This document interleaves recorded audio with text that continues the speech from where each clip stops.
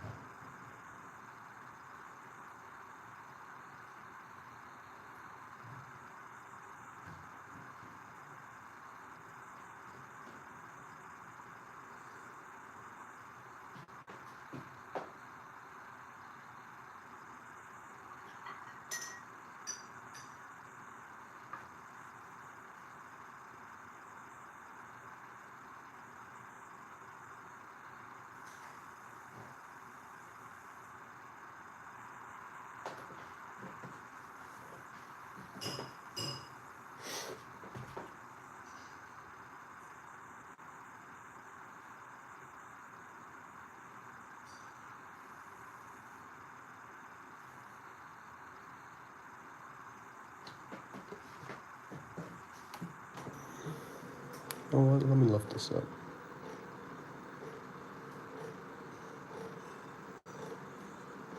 Hey, King Capybara, how you doing?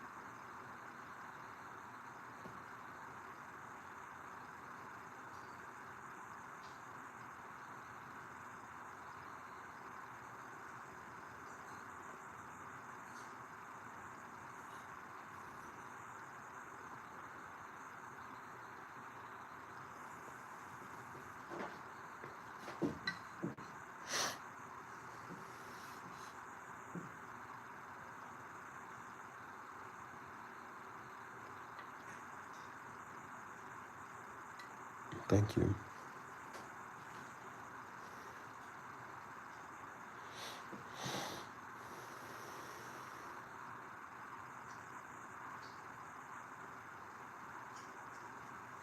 I think I made a finer brush.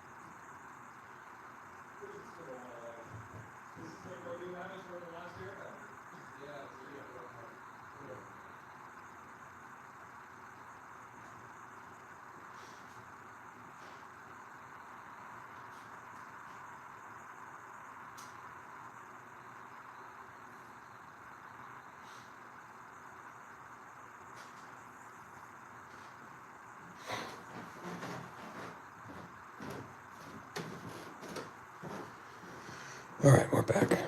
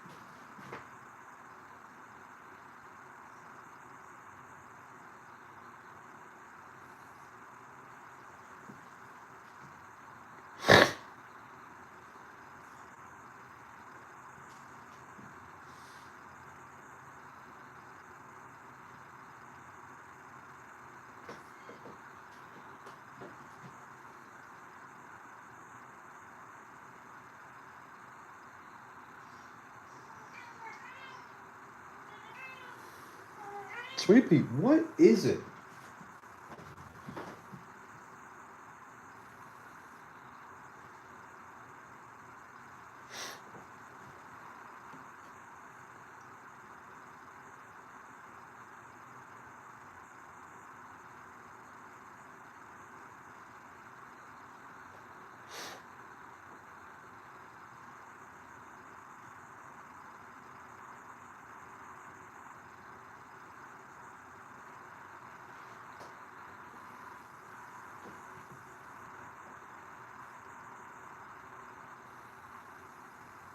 Oh my gosh, this is going to take forever.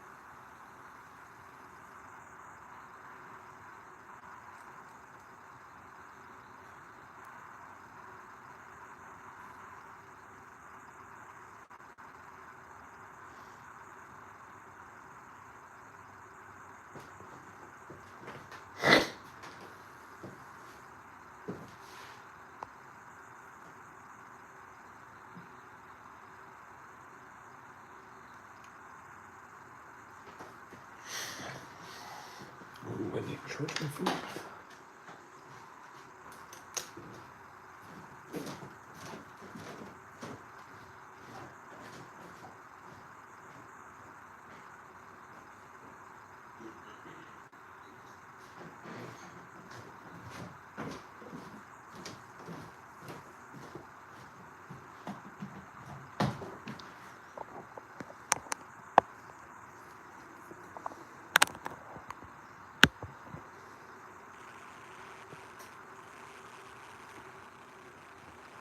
Ooh. Oh yeah, look at it. I love how this is coming out. It's coming out so clean. Okay.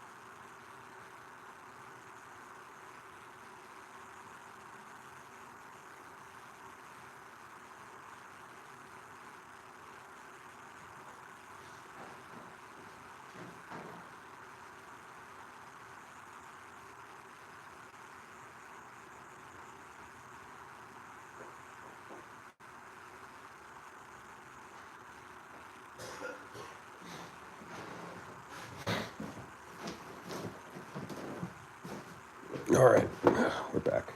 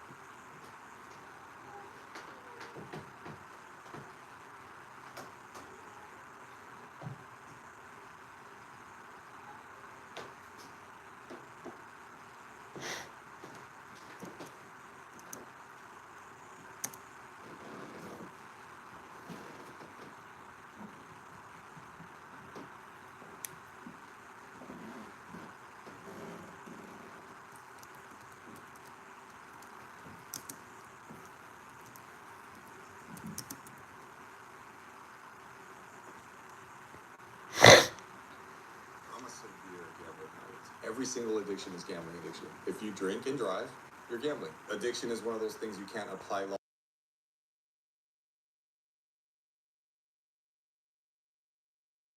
I hate myself, so I'm just running. So as long as I'm like doing graffiti, running from the police, you know, just hopping on a train, like literal running, like literally running to make sure I'm never sit still for 1 second. Like, what are you doing, Dave? I'm playing drums in a band. I'm, at a casino. I'm traveling, doing the news for Vice. I'm painting at this. Like, I can't sit still because that means I have to sit with myself, and I can't do that. I can't do that. I couldn't do that. I couldn't do that. I can now. Welcome to the Huberman Lab podcast, where we discuss science and science-based tools for everyday life. I'm Andrew Huberman, and I'm a professor of neurobiology and ophthalmology at Stanford School of Medicine. My guest today is David Choe. David Choe is an artist. He's a highly accomplished painter, graffiti and street artist, writer, podcaster, and television host. Many of you are perhaps familiar with David as the guy who famously painted the original Facebook offices, took equity for the job, and got rich. Now that's a wild story, but David's whole life journey, what he did prior to and after that, and what he has overcome along the way is a million times wilder. As he shares today, David grew up hearing and thinking that he was destined for greatness, but also hearing and thinking that he was a total disgrace. Today he talks with complete openness and vulnerability about addiction, about cycles of success and failure, and about channeling and overcoming deep shame. Today's podcast is unlike any other that I've hosted. David is wide open about his childhood abuse, his massive success and career setbacks, relapses, and transmuting every possible emotion into art along the way. So no matter who you are, David's story, and just as importantly, how he's living right now, how he shows up on this podcast, will change what you think is possible for you in life. It will force you to look inward and to use whatever joy and pain you have inside of you to be the best human being you can possibly be. David Choe is, as we say in science, an N of one, meaning there is no other like him. Yes, because of his incredible art, but also for his willingness to share so openly and honestly so that others can benefit and grow. I consider it a true honor and privilege to host David on this podcast, and frankly, it's impossible not to love him. This one is incredibly raw and honest. It's also full of surprises, many of which are fun surprises. So buckle up. Before we begin, I'd like to emphasize that this podcast is separate from my teaching and research roles at Stanford. It is, however, part of my desire and effort to bring zero cost to consumer information about science and science-related tools to the general public. In keeping with that theme, today's episode does include sponsors. And now for my discussion with David Cho. David Cho, welcome. Thank you for having me, man. I'm a huge, longtime fan. Love your art. I've been super inspired by your YouTube channel. I watch it sometimes before I do my drawing or I prepare for a podcast. What are you drawing? I draw a lot of anatomy on top of some paintings. So I do neuroanatomy on top of some paintings that my friend Tim Armstrong's musician and lead singer of Rancid. Is it anatomically correct, or is it like exaggerated, or is it? This is a really good question. So, in essence, it's anatomically correct. Yeah. But around the turn of the last century, two guys, Cajal and Golgi, won the Nobel Prize Yeah. for drawing the nervous system and showing these things no one had seen before. And they stripped away everything except I'm gonna the come paint essential with you. piece. I'm gonna So- come paint with you. Yeah. I don't like what's happening in your painting studio. Okay. I'm just from what you said so far, it's not good. Okay. But it's good because you did that, and then now we have to strip that away. We have to get at the core of it, because painting is. Wait, weren't you in the middle of complimenting me? Like, keep going. I mean, I love your YouTube channel. I Oh, watch it keep before going. I prepare a podcast and before I paint or draw.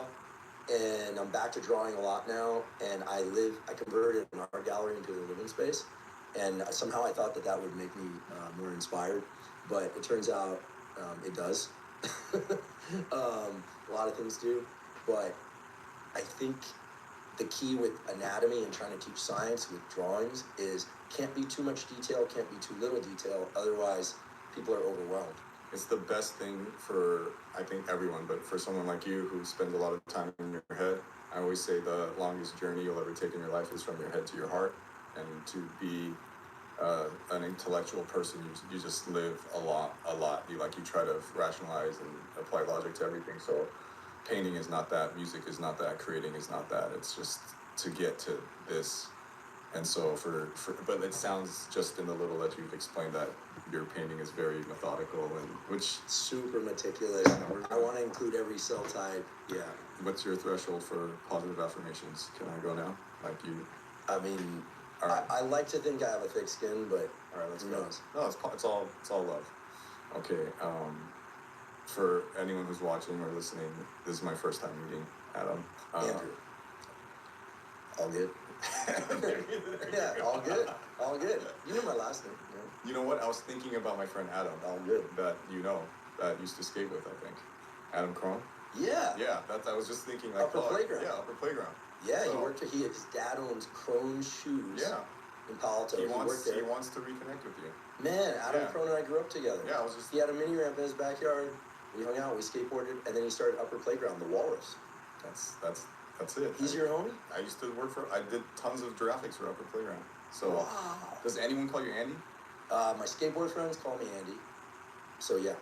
But that's it. Like no one in the medical science world. Not anymore. No, not really. That would have you start your podcast and you're like, I'm Andrew Huberman. I'm gonna be all over the place because I'm nervous being here right now. I hardly do podcasts anymore, so I'm gonna be all over the place. It's gonna be sloppy. This All is right. your canvas, man. Okay. Have fun. Well, I'm just meeting you. I already called you the wrong name, which is horrible. I hate the black. I hate it. Like The studio.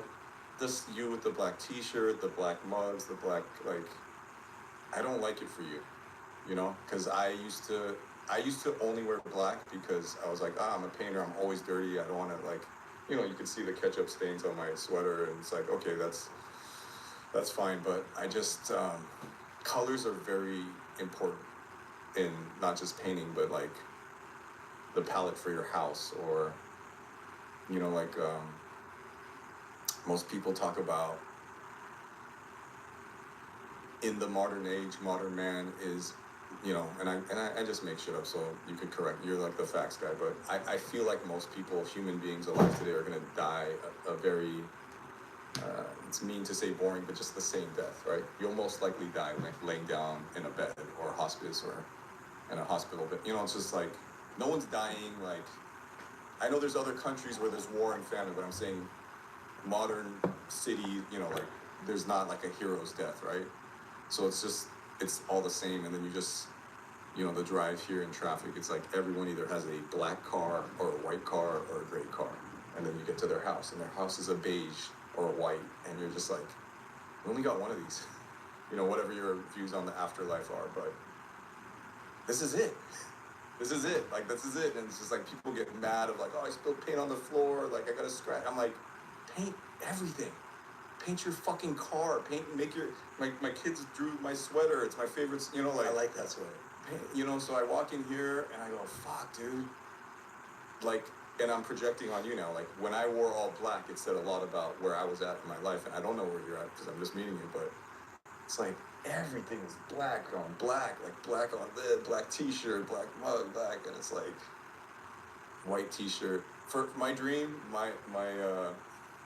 selfishly, my dream is like this podcast would start, instead of saying, hey, I'm Andrew Huberman, like Stanford scientist, it's just, hi, I'm Andy. And then like can you Photoshop like a white t-shirt on? I'd wear a white t-shirt. I don't know. I don't like black. For me, I have hardly ever black clothes anymore. I want to add as much color because I just, maybe that's the season I am in my life or the time I'm in. But yeah, I appreciate you saying the nice stuff. I never thought I would be a YouTuber, but that's providing a lot of joy in my life. And so I want to say to you, I'm meeting you for the first time. I've never seen you clean shaven, but I imagine, I mean, your beard and facial hair to me look very cute. You're very handsome. Your voice, when I hear your voice, immediately is soothing. And I feel like this is a very kind person. Like, once again, without having, like, now I've met you for like 5 minutes, I'm like, oh, this guy's super awesome. But, you know, like these kind of parasocial relationships where I could go even, I don't know how hard you want to go today, but like, it's like, I meet people all the time and then I meet them and it's like, I've already met you. Like, we've already talked. I don't know what your views on telepathy and spirituality, and it's like, it's just everyone will meet. Everything's going to happen the way it's going to happen, and everyone's going to meet who they need to meet. It's like all energy, right? You put this, like, what? You know, I could sit there and go, why does Andrew Huberman want to meet me right now? And it's like, well, what am I putting out in the universe, and what is he putting out in the universe? And are the souls connect in that way, you know? So I said if I ever meet him, I just want to tell him how cute he is, how soothing and relaxing, and like, there's something very, this is the invisible ingredient in like everything in art, is, did the person care, right?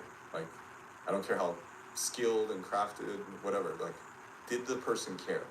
And like, when you do stuff in your voice, the tone, the frequency that's hitting my soul is like, oh, I don't know everything that guy's saying, he's using some big words, but I feel like he cares.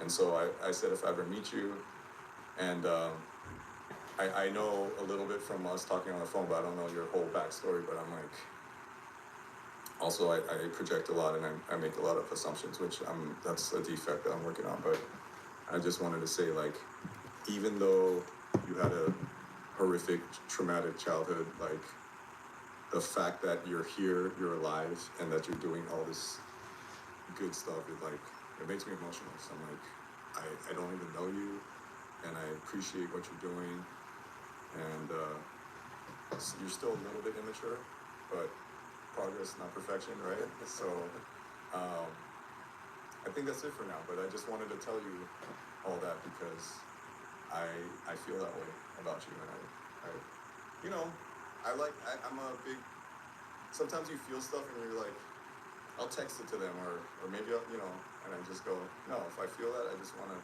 especially if it's love and positivity. I know I started by telling you how much I hate your decor and your interior decorating, but it's because I like you.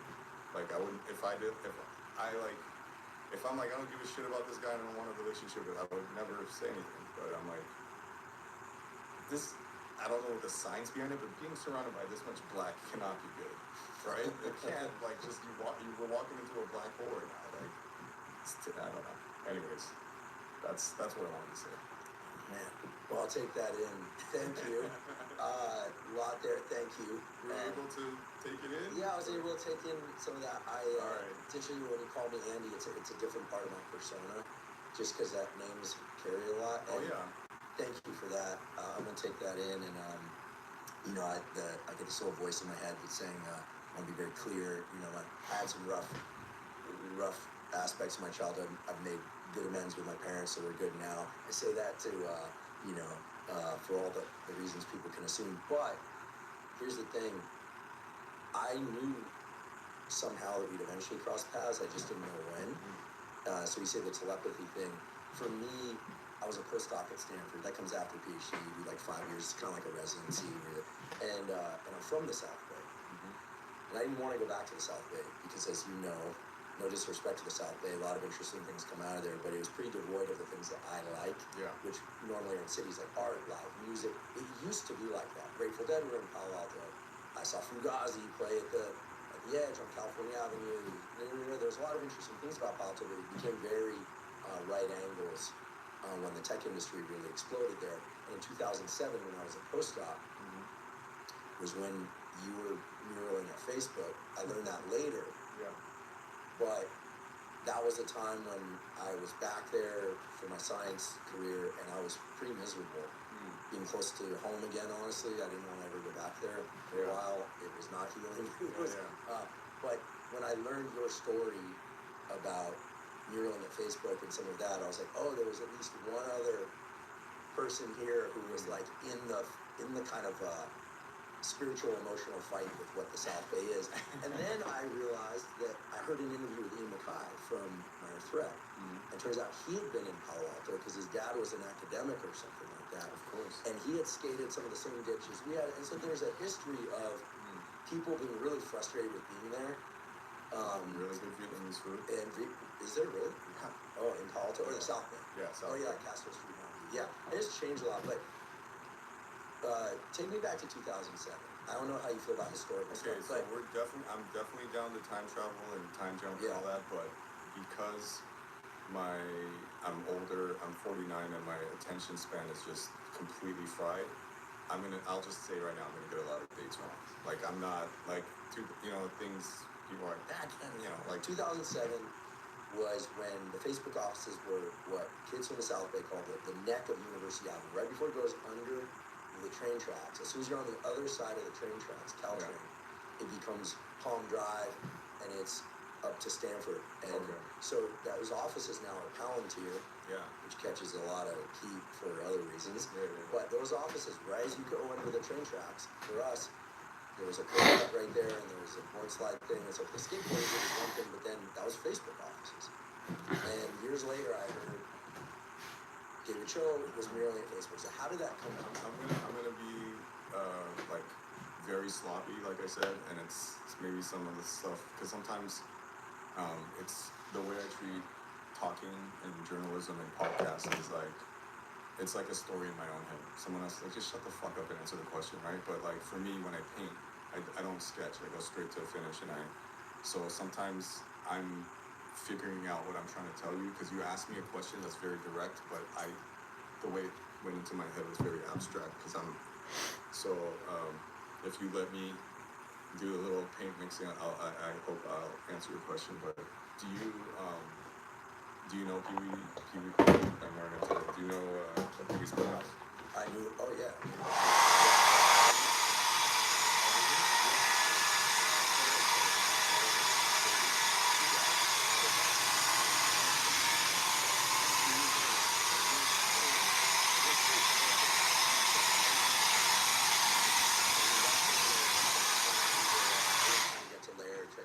Laird's like, this was 2017, and I was in West Hollywood, and Pee Wee Herman walks up and he goes, I have to meet you. And Laird's like, and the best thing is, Laird just goes, oh, hello, what's your name? Like typical Laird, like Laird's a real gentleman, Yeah. always, you know? And, You didn't know who Pee Wee Herman was? I couldn't tell if Oh he knew my or not. God. And he was like, I really want to meet you, this kind of thing. Yeah. And I was like, no way. Yeah, the whole thing, like the shiny lips and the Yeah. thing. And I was like, that's Pee Wee Herman. Oh, that's Yeah. amazing. I love that. Yeah. All right, well, I mean, I'm definitely going to have to tell you my Pee Wee Herman story at some point. I'd like to take a quick break and acknowledge our sponsor, 8 Sleep. 8 Sleep makes smart mattress covers with cooling, heating, and sleep tracking capacity. One of the best ways to ensure you get a great night's sleep is to make sure that the temperature of your sleeping environment is correct. And that's because in order to fall asleep and stay deeply asleep, your body temperature actually has to drop by about 1 to 3 degrees. And in order to wake up feeling refreshed and energized, your body temperature actually has to increase by about 1 to 3 degrees. 8 Sleep automatically regulates the temperature of your bed throughout the night according to your unique needs. I've been sleeping on an 8 Sleep mattress cover for nearly 5 years now, and it has completely transformed and improved the quality of my sleep. The latest 8 Sleep model is the Pod 5. This is what I'm now sleeping on, and I absolutely love it. It has so many incredible features. For instance, the Pod 5 has a feature called Autopilot, which is an AI engine that learns your sleep patterns and then adjusts the temperature of your sleeping environment across different sleep stages. It'll even elevate your head if you're snoring, and it makes other shifts to optimize your sleep. If you would like to try 8 Sleep, go to 8sleep.com/Huberman to get $450 off the Pod 5 Ultra. This is part of 8 Sleep's extended holiday sale, which goes from now until December 31st, 2025. 8 Sleep ships to many countries worldwide, including Mexico and the UAE. Again, that's 8sleep.com/Huberman to save up to $450 now through December 31st, 2025. Today's episode is also brought to us by Element. Element is an electrolyte drink that has everything you need and nothing you don't. That means the electrolytes, sodium, magnesium, and potassium, all in the correct ratios, but no sugar. Proper hydration is critical for brain and body function. Even a slight degree of dehydration can diminish your cognitive and physical performance. It's also important that you get adequate electrolytes. The electrolytes, sodium, magnesium, and potassium, are vital for the functioning of all cells in your body, especially your neurons or your nerve cells. Drinking Element makes it very easy to ensure that you're getting adequate hydration and adequate, hot day. Lawrence Fishburne, Gary Panter, Mark Mothersbaugh, like Danny Elfman, like he was like the ringleader of all this creativity and like Mecca Lecca Hi, Mecca Heiny Ho. And do you remember the secret word? Oh, The secret word was like, if anyone our age that's watching People's Playhouse, it was like, today's secret word is, I don't know, what's our secret word today, Rob? Microphone. And if someone says microphone, scream real loud. So can we do that today? sure. All right. I'm counting on you. I want you to scream the loudest. And you don't take a pee until we take a pee. We got an agreement on that? Okay. All right. I hated the South Bay.